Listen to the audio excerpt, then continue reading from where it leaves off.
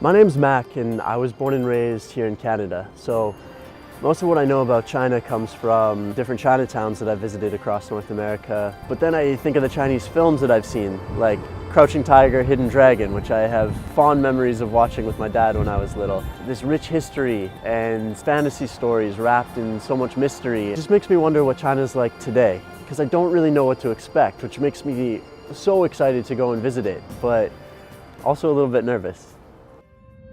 About 6 months ago, in 2016, I hosted the first Golden Panda Film Industry Forum, and also the red carpet at the event.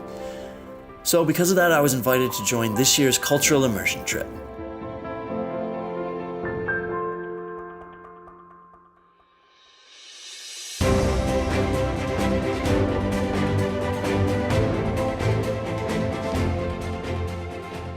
All right, we're at the airport and it's time to go. Yeah, this is my first time going to China, and Xi'an's gonna be the place that I get to discover what's going on there. So let's get on the plane. Woo!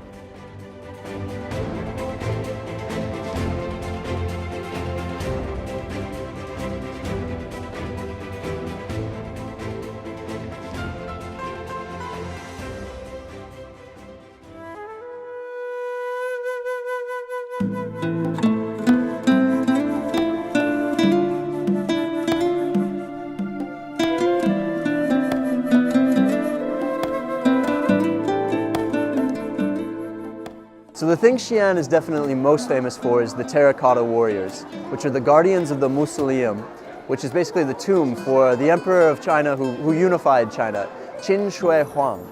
And the first time that I saw the Terracotta Warriors was in the movie The Mummy, where they were basically zombies who terrorized things. So I think they're going to be a little bit less active in there, but let's go check it out.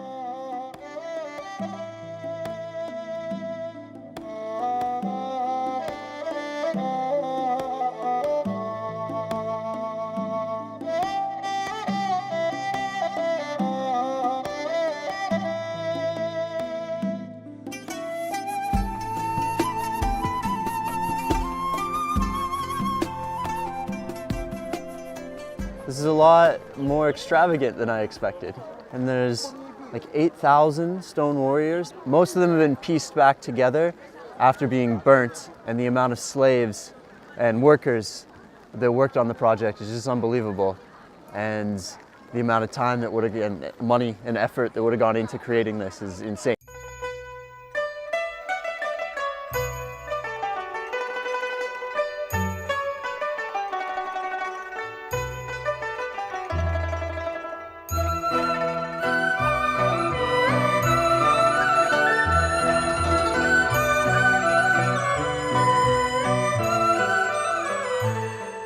The Terracotta Warriors are really just the tip of the iceberg when it comes to the history of this city, and reminders of that are everywhere, including the city wall that we're standing on, which protected the city when it served as the capital for over 13 dynasties in ancient Chinese civilization. From the Qin dynasty, the first dynasty of imperial China, to the Han dynasty, Xi'an was for more than 1,000 years the center of ancient China.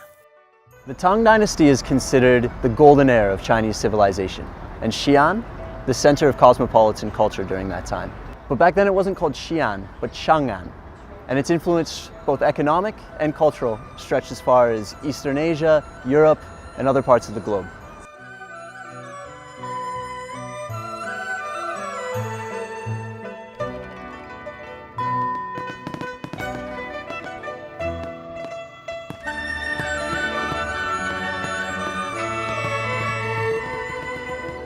After learning so much about the Tang dynasty, I really wanted to find elements left over in the city from that period of time. But understandably, a lot of the architectures had to be replaced. There's still a few spots, historic sites in the city, where you can see what it was like to be around in that time, like the Huaqing Hot Springs and the giant Wild Goose Pagoda.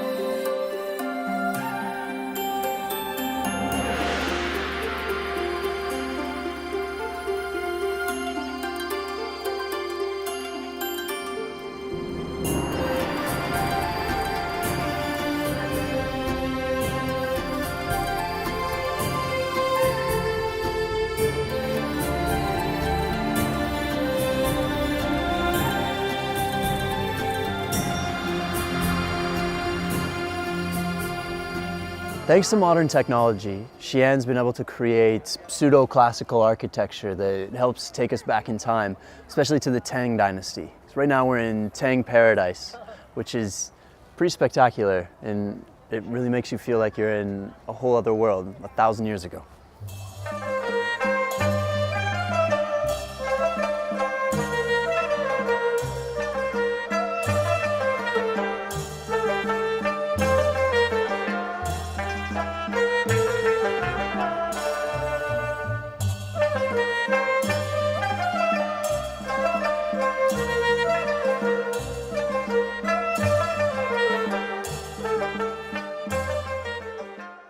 So I've got to learn about the history of Xi'an, a lot of history, and it's blown me away.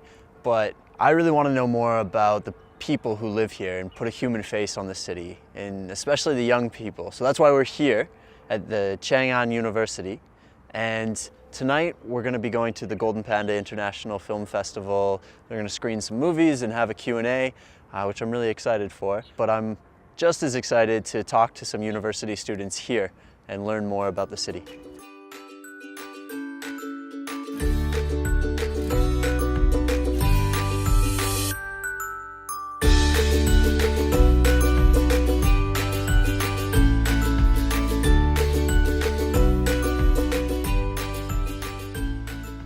By chatting with the students at Xi'an University, I got a better understanding of China's younger generation. And from them, I got a quick glimpse into the history of Chinese contemporary film.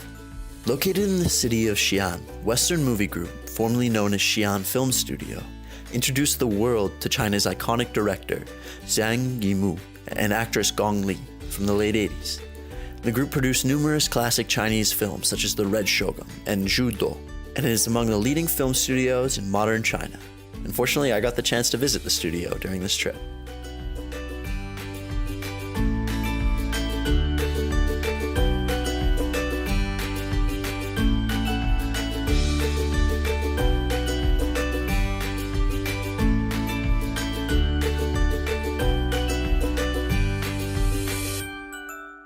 Can you guys tell me or give me advice on where to get some good Chinese snacks or food? Oh, you can go to the Muslim street to get some. You can try it. So the food in there is so delicious. You definitely gonna go there. Okay, great. Following their advice, I decided to go check out the Muslim Quarter.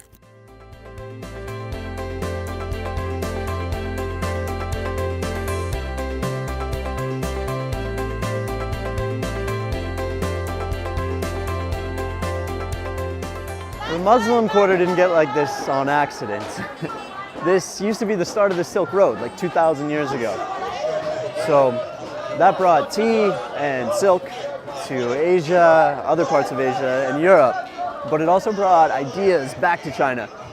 People from Persia and Arabia came here mostly to study, but they brought their faith with them, the Muslim religion, and that's why we've got this quarter full of delicious food.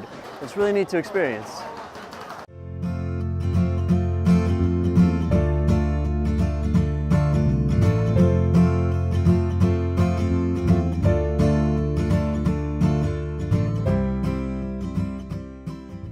We tried a bunch of food, and my favorites were definitely the barbecued lamb, which I'm pretty sure is distinct to here in the Muslim Quarter, and also the deep fried banana, because I just love deep fried bananas.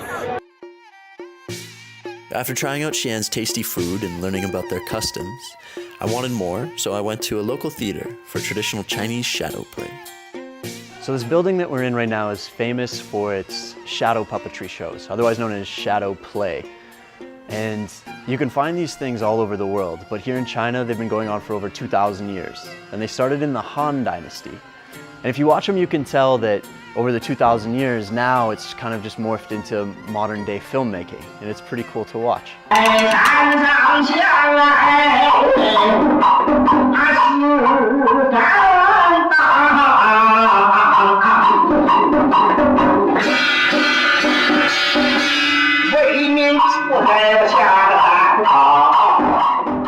So we just finished watching the Shadowplay, which was interesting. I didn't really understand what was going on because it was in Mandarin, but super cool. All the detail that goes into the like the actual figurines. Well, and it looked like a movie, really. It was cool. And then we watched some folk singers, and that stuff was cool.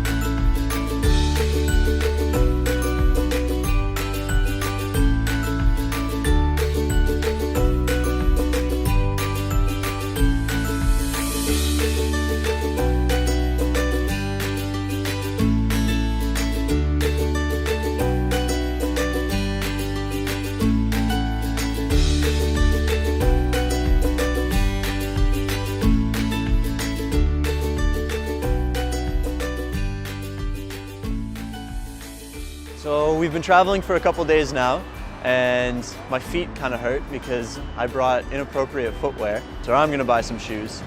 And over the last couple of days, I've noticed that everybody's paying with their phone. Well, I'm over here paying with cash, and everybody's looking at me weird. So I'm gonna try to use WeChat to pay for these shoes, which is gonna be challenging because I don't really know how WeChat works. And I've never paid with my phone besides like inputting credit card numbers and stuff. Here you scan a barcode, and it's kind of crazy and futuristic, especially coming from Latin American countries where they use cash for everything and don't even accept credit cards. So let's go try to buy some shoes using WeChat.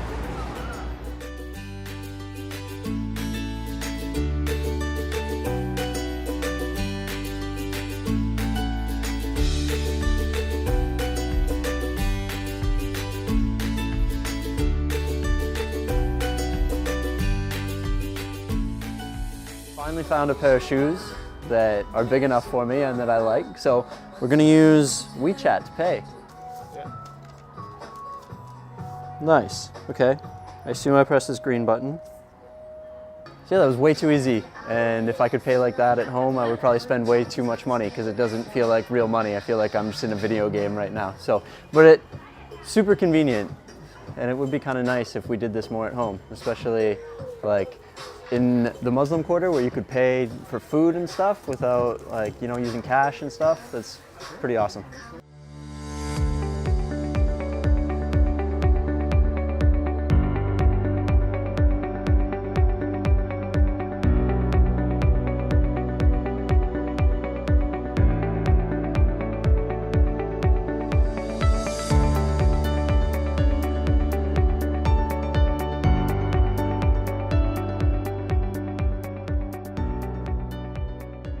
I've been noticing these bikes all around town, and a friend showed us the app that you need to access the bikes. So all of these bikes have a GPS in them, and then you can find them all over town. So we've got this bike right here, and all we need to do is press this button and go scan this barcode. And then this lock, whoa, just unlocks. And then you can use these things for like all day for the equivalent of $1 Canadian. It's one yen for 1 hour basically. So yeah, let's go.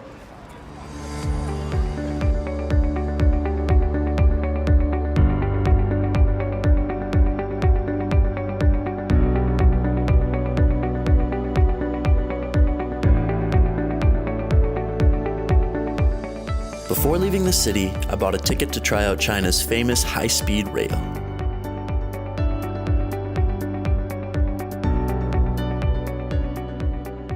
I can't believe that we're going 300 kilometers an hour. That's insane. It feels like we're going like 2, or maybe like 60. Even you look outside, it doesn't look like we're going that fast, but it's actually insane. and the train is beautiful, and the train station felt like an airport. But yeah, it was just super easy. And we got on the train and boom, we were gone and going 300 kilometers an hour, which is nuts. I've been on trains in the past and they're nothing like this. They take forever and you go like 60 kilometers an hour and you're like shaking and moving around a lot.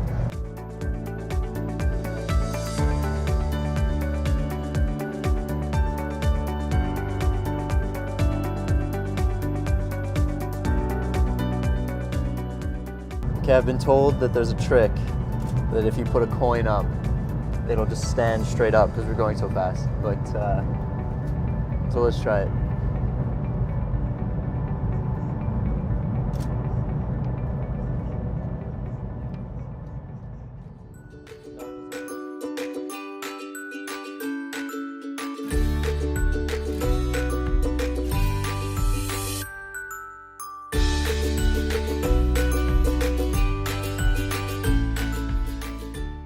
So the trip's almost over. Can you talk a little bit about what you gained from the experience?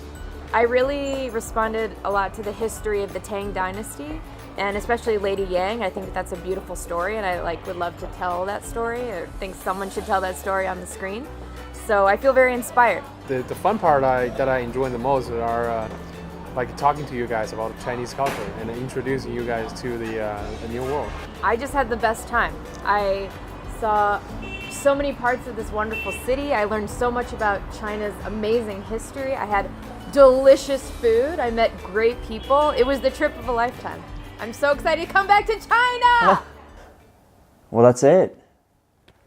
Pretty much ready to get on an airplane, which I'm bummed out about because there's more of China to explore and more of Xi'an to explore even.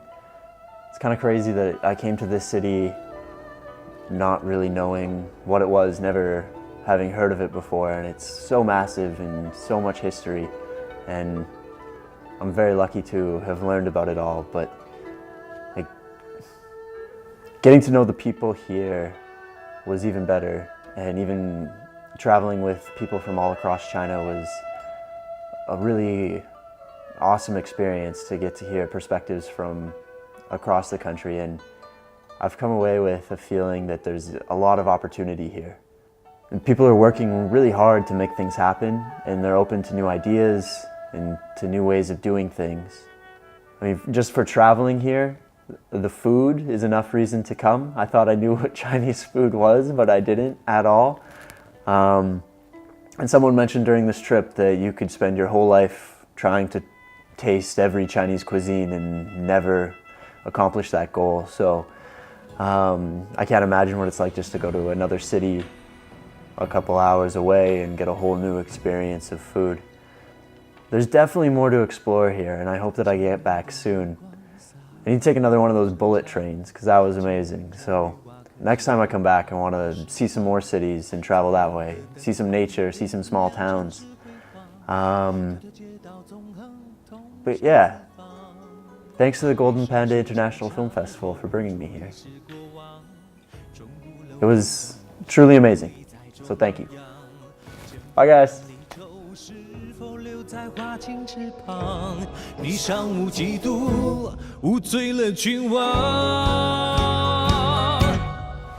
哦，这就是我梦中的西岸，把水绕成滋润了芬芳，流淌着希望，荡漾着梦想，化作不老传说，写进文章。这就是我梦中的西岸，丝绸之路从这里起航，连接着希望，伸展着梦想，化作不老传说，写进文章。